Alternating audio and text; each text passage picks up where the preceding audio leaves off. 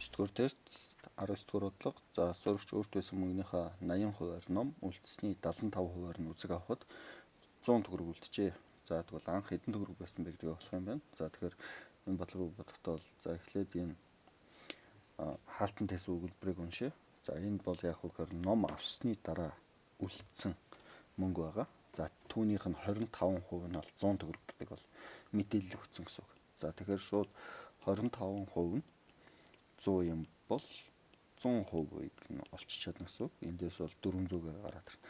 Энэ 400 маань яг үгээр ном авсны дараа одоо үлдсэн одоо мөнгө байгаа.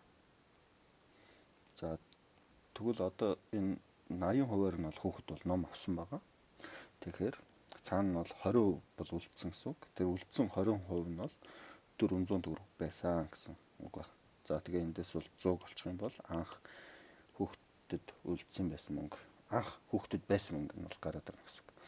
За тэгэхээр 20 маань 100-ийн бол 5-1 нь байгаа. За тэгэхээр 400 ямар тооны 5-1 юм бэ гэхээр 2000 юм бол 5-1. За эндээс бол анх бол хүүхдэд 2000 төгрөг байсан баг нэ.